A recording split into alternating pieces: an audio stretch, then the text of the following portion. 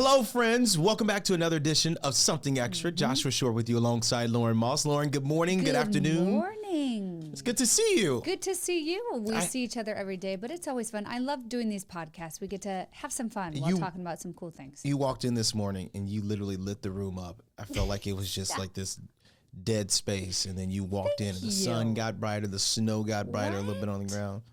It was good. Yeah. Thank you so much. Did you notice anything? I got a good night's sleep last night. I feel good. I was going to say, did you notice anything on my face, by the way? No, don't even bring this up. No, I don't notice I cut myself shaving today, and it's really bad. Makeup is a miracle. Now you have to show everyone if you want to step forward a little bit. I can tell you that if you're watching this, it's right here, and it's like a line. It looks like I wrote two letter T's on my lips. You can't even see it. You cannot even see it. Yeah. Don't worry about it. Makeup is a beautiful thing. I still feel good, and I'm really excited about today. We've got a person inside of our podcast studios at the WNDU studios to talk today about some movies. Mm-hmm. This is really fun. Yeah, Ben Slack is one of our producers here, and he knows the ins and outs of the movie industry. I mean, we've been talking with him behind the scenes, Josh, and I learn something new every day. And I'm a big movie buff. There's Ben right there. Ben, it is good to see you, friend. Good to see you too, Josh. I haven't seen you in about 5 minutes. I was about to say we were downstairs. So really quickly, give our viewers and our listeners a background of who you are, because you work in the building with us. I do. Yes. So I'm a producer here at WNDU. I don't have a set show, but I work on multiple shows throughout the week. I work the weekend nightly shows at 6 and 11 o'clock Saturday and Sundays. And during the week, usually on Wednesday, I usually am here to help out because we have most of our staff in that day. But then on Thursdays and Fridays, I will be producing the primetime 4 o'clock show. There you go. With yours truly. There you go. The god and goddess of WNDU. You can be honest. How are we as anchors? Good question, Laura. What do you think about us? Be honest. What do you think working with us? We don't have feelings. Go ahead. Go ahead. I don't know, because some others might. Melissa might come in and confront me on the weekends. Oh, that's true. That's true. But hopefully we're good anchors too. I mean, you're a great producer. You guys are good. You guys have excellent chemistry. It's a match made in heaven. And it's always a blast when it comes to working with you guys, because not only are you guys good on air, but also when we go to those commercial breaks, there's always something that makes me crack up in that booth. There are moments, and then there are meetings. Yeah, that's true. I will say this: why haven't we had him on the show sooner? This is great. I know. This is awesome. See, I was talking about Wicked with Ben, and then he was telling me all these facts. I'm like, we need to get you in the podcast room ASAP. Yeah, well, let's get to it. Let's first start talk about the Academy. And by the way, I'm eating a Pop-Tart, so forgive me. I'm gonna try to eat it off the microphone. No, I haven't had breakfast today. I'm sorry. A Pop-Tart? How old are you? You know, and if you don't, everybody should know. Pop-Tarts. From my time on the morning show, people in Michiana know what I get if I go to McDonald's for breakfast. Let's talk about the Oscars. First off, we send our regards, our thoughts, our prayers, and so much more. Our heartfelt condolences to those who are enduring right now, during the wildfires in California. That has impacted award season. Tell us about that really quickly, Ben. Yes, it hasn't impacted the Academy Awards. It hasn't officially delayed the official 97 Academy Awards show yet, the award ceremony, but it has indeed delayed the nominations. The nominations were supposed to come out this Friday on the 17th, but now due to the wildfires, people have not been able to see those films and voted for the winners. So now they are pushed back to next Thursday, which is the 23rd. Explain to people, we're looking at some of the titles. What are people looking forward to the most this year? I know that the Academy Awards now, not just movies, these are movies on Netflix and streaming services too. Am I right about that, Ben? It has changed in the past few years. Honestly, I think really when Martin Scorsese's The Irishman was nominated for Best Picture, that was a Netflix film. I don't believe it was the first film to be nominated from a streaming service like that, but it was definitely one to get mainstream attention and be up for easily the most popular and biggest award ceremony there is. It didn't win, but the rest is history in essence. It is, though, yeah. Right? Ever since then, and I think honestly, it came from Martin Scorsese, who was one of the best directors, not only in the past generation, but this generation as well. Because even though like Goodfellas, Casino, Bronx Tale, those all came out in the 90s, people still know Scorsese to this day. Because I mean, you got Wolf of Wall Street, as I said, The Irishman. Killers of the Flower Moon came out and was nominated a couple years ago. Did anyone here watch The Killer of the Flower Moon? It's probably botched the title because I didn't watch it, but everyone says it's a great movie. It's really great. I watched it on a plane. I was kind of in and out. It was a international flight, so I kept going. So in it and was out. watching but it's you. a really, yeah. Back of my eyelids. Yeah. But I mean, it was a really, it's great history. Correct me if I'm wrong. It is, right? yes, yes. Scorsese, I think, honestly, this goes with a lot of movies based on true stories lately, because Oppenheimer did almost the same thing. You watch these movies, and back in the day, 50% of the content was all fictionalized. And yeah, you still get some of that today. But I think maybe due to the audiences that these are being projected to, they really do stick to the accuracy. Because, I mean, Killers of the Flower Moon, as I said, Oppenheimer, those two movies are probably the most historical, accurate movies I have seen in a really long time. You watch that, and then you go back and you do the research. These are films that you can honestly say, you've watched the movie and you know the story. Yeah. You're not like getting something that was like, like what if? That's true. And so I know ever since the pandemic, obviously streaming services, that kind of saved us during the pandemic, right? To be able to watch these movies. It did. I still find magic in going to a movie theater. I'm gonna pause everyone. Movie that you've gone to in the last 6 months in theaters, name them. Wicked. Wicked for you. I mean, now you're about to put me on. Are we naming the most recent ones, or are we naming all of these in the 6 well, months? I guess the most recent, you've because gone. you go every weekend. I do. I go 3 weeks out of the 4 in a month. What? I do. Are you serious? Yep. Do you have a pass or something? What are they or- paying you? We got to talk to Ron. I don't. Yeah, really. Hey, Ron, if you're watching this, Get him a movie pass. please. What? So what's the Wow. favorite movie you've seen in the last 6 months in theaters? In the past 6 months, oh god, there's been so many, but I think I'm honestly gonna say Wicked. Wicked. Mainly because of the audience that was in there. I mean, I'm a big fan of the whole. I didn't hear Lauren Moss singing, but Defying high, defying. me tell I you. didn't go when you went because no one sang in the movie theater.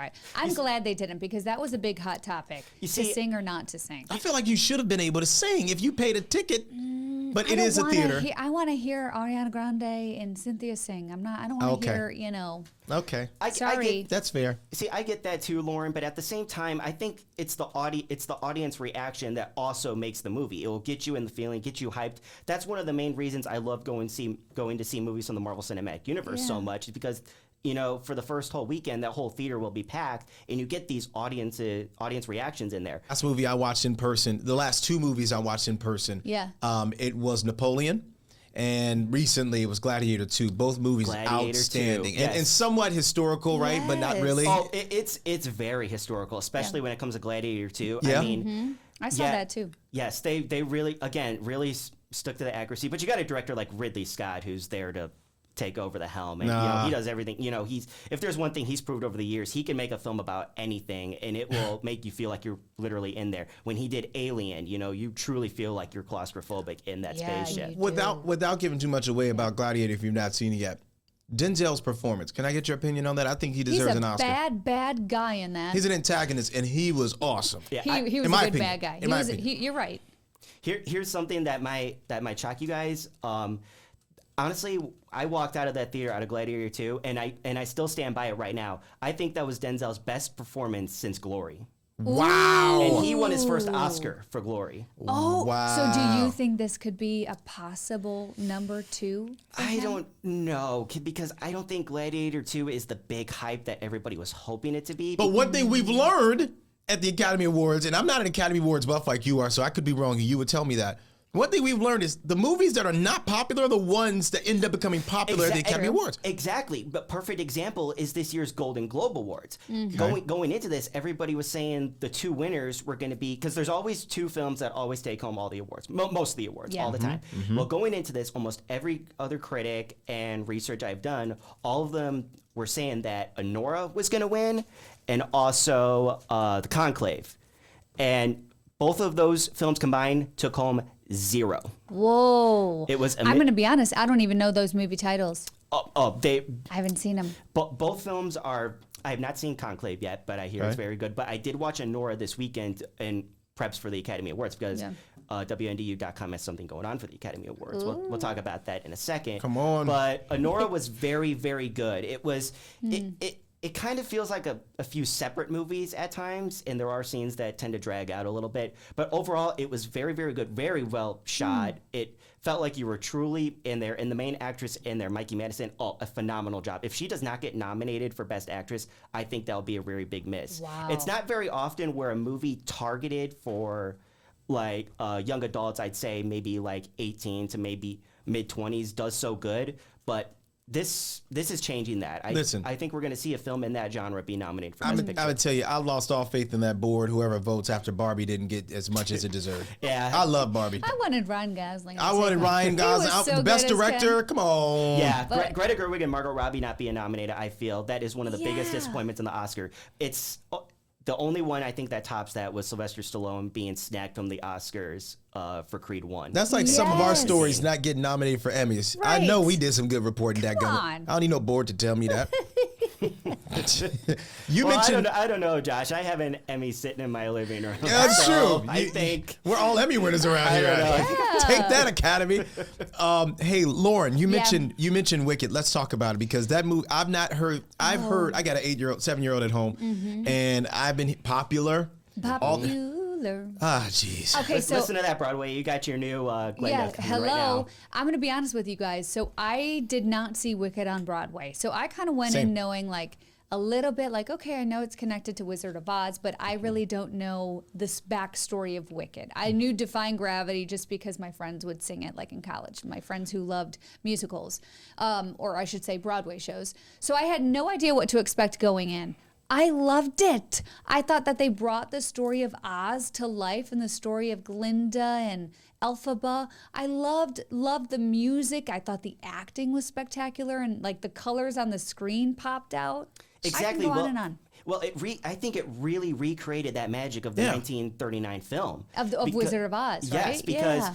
and they really went all out to make it feel that connection. They built practical sets just like they did. Like the Yellow Brick Road was each one little brick literally laid down back in the day at the Universal lot. I mean, Wizard of Oz was at MGM, but still, this was Universal.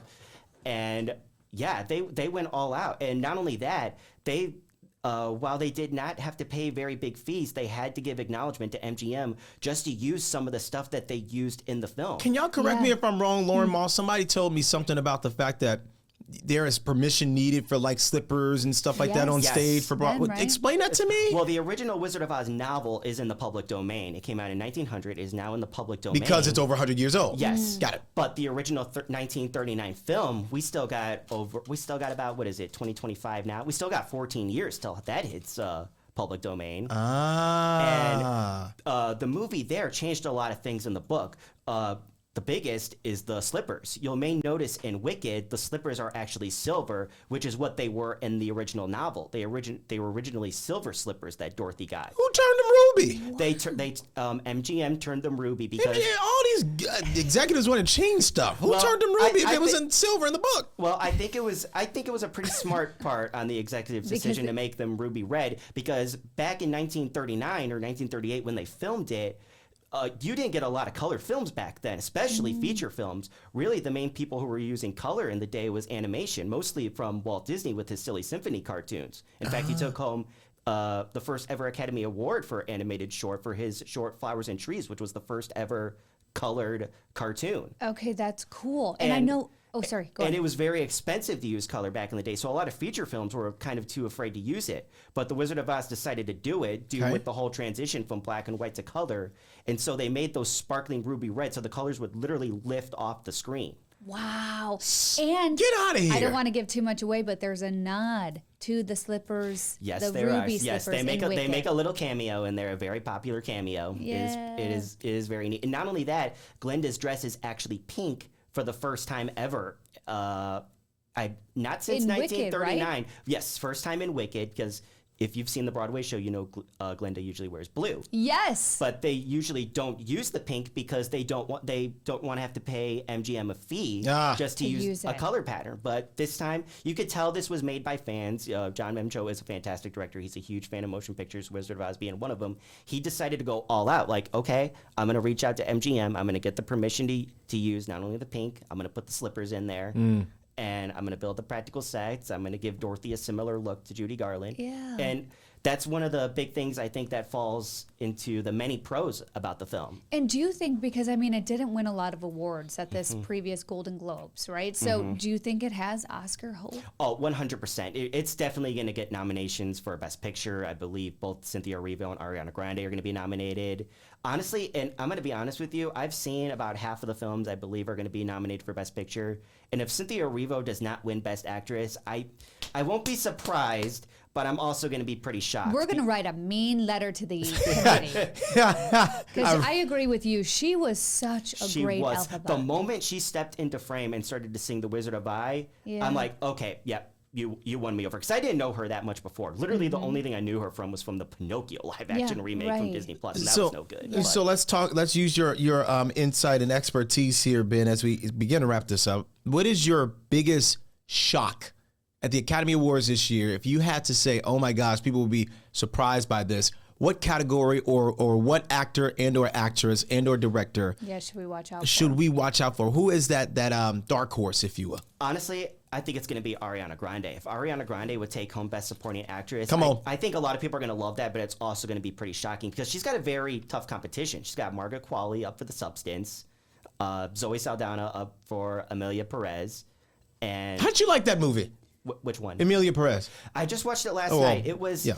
You definitely have to be the right kind of film person and be in a certain point of view to appreciate it, because most of it is actually subtitled. It's actually spoken in Spanish for 98% of the time. But phenomenal performance. It's a very good, very intriguing story from start to finish. But Selena Gomez and Zoe Saldana, I mean, yeah, they'll definitely get, maybe not Selena Gomez, but Zoe Saldana, I think she might take home Best Supporting Actress. I felt the same way. I mean, obviously Demi Moore won her first ever award at Golden Globes for Substance. I enjoyed the movie. The ending is wild. The ending is what turns a lot of people off. You talk about being in a particular mood to watch it. I'm like, what am I? What is happening? You go into that movie not really expecting it to become a horror and thriller in the third act. But you guys make me want to watch. You guys make me want to watch more movies. This is a good job. Good job, guys. This is great. Listen to that. The audience appreciated that joke. Yeah, I know. I had to do it. I thought that was going to be the hand claps. That was a chuckle. Y'all, sorry. Let me do the hand claps. Thank you guys for allowing me to want to watch more movies. Yeah. I appreciate you guys greatly. But I mean, Ben, you really are impressive because you do know a lot about films. I think another big sleeper hit, honestly, might have been Inside Out 2 as well from Pixar. Did you watch that, Josh, with the kids? No, I know they watch it. I have not watched it because I can't sit in the theater with the two Rugrats.